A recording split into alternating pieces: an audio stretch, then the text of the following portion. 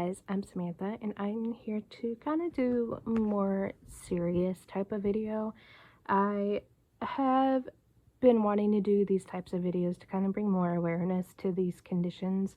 I've done one for endometriosis, and I have another one planned for later on in the year for talking about polycystic ovarian syndrome. But with June being the awareness month, and with June it being the awareness month for scoliosis, I wanted to discuss this. Scoliosis is a thing that it has been in my family since I was born, pretty much. My dad has a slight curvature of his spine.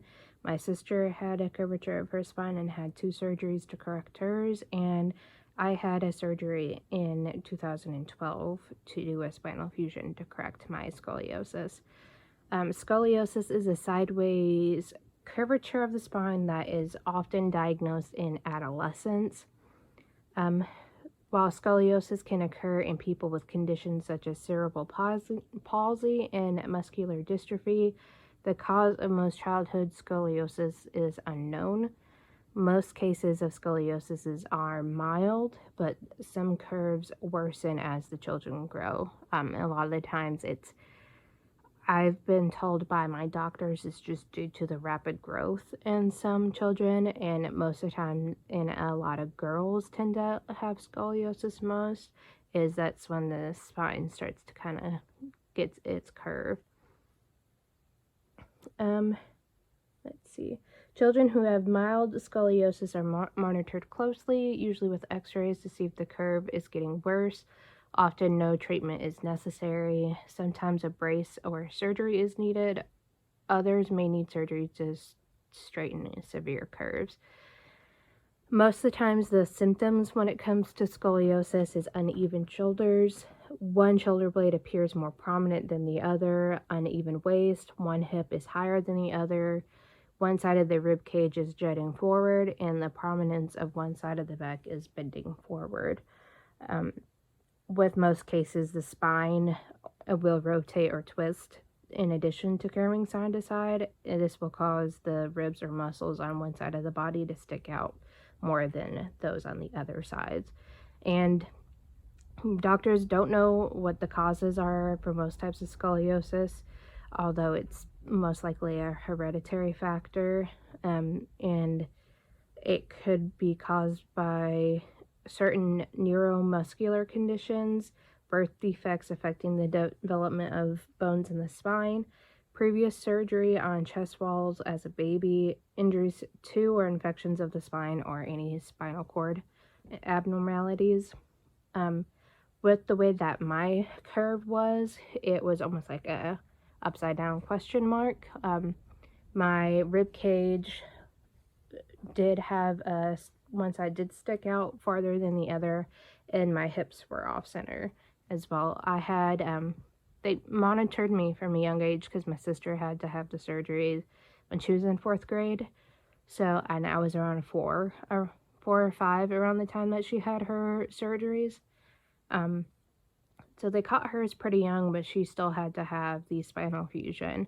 They kept an eye on mine. I did years of physical therapy to slow the curvature of the spine, and when that didn't work, I was put in a brace for a few years. That stopped the curve of the spine, but it didn't correct the curve. It wasn't until 2012, a week after I graduated high school, no less, I had my spinal fusion. Now I don't have very much movement in my back. I have a lot more movement now than I did when I originally had the surgery. I still am numb, like around the incision site. I still don't have very much sensation there. It's slowly coming back, but it has been in May. It has been at least 2012, 11 years. So yeah, it's definitely not something that I am really happy about having, and it's definitely one of the worst pains I've been through is that week after having the surgery. It's probably the most pain I've ever been in, so my pain tolerance is kind of high because of that surgery.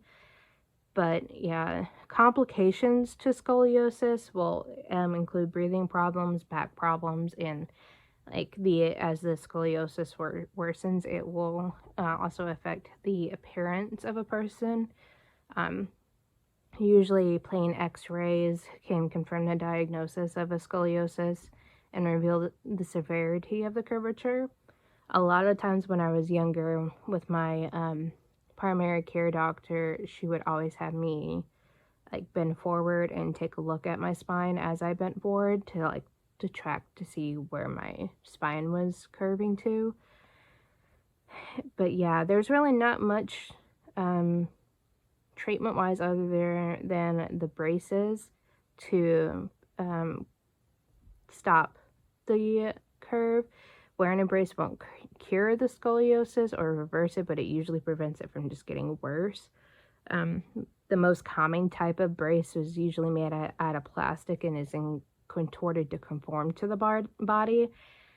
In a way, it's almost like a corset, but made of plastic, and depending on how the curve is, it will depend on the height of where the it sits. Because on mine, I had a piece go up into my armpit and go at least a couple inches down below my waist, to conform to keep my curve from getting any worse. And it's usually worn between the 13 to 16 hours a day. I was stubborn and refused to wear it out in public because I had gotten bullied as a child, so I didn't want to get bullied anymore. As I had worn it like during my junior high years, so it was between 6th and like 8th grade, even into high school when I had to wear this brace, and I had to be fitted for 2 different ones because of going through puberty during that time. My body still changed a lot, so my measurements had to be retaken a lot of the time. So, and then with my with the surgeries, they have 3 different types of surgeries that you can get to straighten the curve and prevent it from getting worse, which is spinal fusion, which is what I got. In this procedure, surgeons connect 2 or more of the bones in the spine or the vertebrae together so they can't move independently, and pieces of the bone or a bone-like material are placed between the vertebrae. Metal rods, hooks, screws, and wires are typical that hold that part of the spine straight and stiff while the old and new bone material fuses together. So I have like literal metal rods in my back. The screws are about that wide into my back. There are expanding rods. If the scoliosis is progressing rapidly at a young age, surgeons can attach 1 or 2 expandable rods along the spine that can adjust in length as the child grows. The rods are lengthened every 3 to 6 months, either with surgery or in the clinic using a remote control. That wasn't something that my doctor had brought up to us, but even considering how old I was by the time we did the surgery, it wouldn't have mattered anyways because I was done growing by then. And then there's vertebral body tethering. This procedure can be performed through small incisions. Screws are placed along the outside edge of the abnormal spinal curve, and a strong flexible cord is threaded through the screws. When the cord is tightened, the spine straightens. As the child grows, the spine may straighten even more. This is also something that I wasn't aware of being a thing, so the only thing that my doctor had given as options for my treatment for my scoliosis was the brace and the spinal fusion. And I'm getting all my information from the Mayo Clinic as well, and just inserting my personal experience with having scoliosis. It's definitely something, if you are worried about your children having, definitely keep an eye on it, because right when they hit between like 8 and 12, 8 to I would say 16 is the major area, especially when it comes to that puberty and the growth spurt stage. It's definitely something you want to keep an eye on because it can cause some issues later down the road. And there have been a lot of people that function perfectly fine with scoliosis. It just all depends on the severity of the curve and how you go about treating it. But yeah, that is all the notes and my experience with having scoliosis. It's definitely not something to take lightly, but it's also not the end of the world.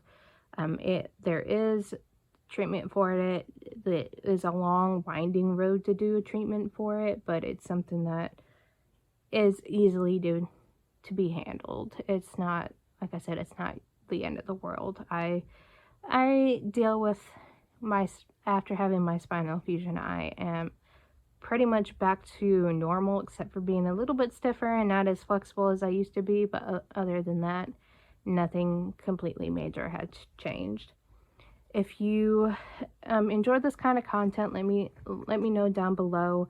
The only other things I could possibly talk about is just maybe like my anxiety and depression journey, but that's just if something that you guys want to hear about, I could talk about it in a live or something. It's not really something I can go into super in depth. It's just what I deal with on a day-to-day basis. But yeah, if you enjoy this kind of content, leave me a like and subscribe to keep up to date with any videos I come out with in the future. And until next time, you guys, bye.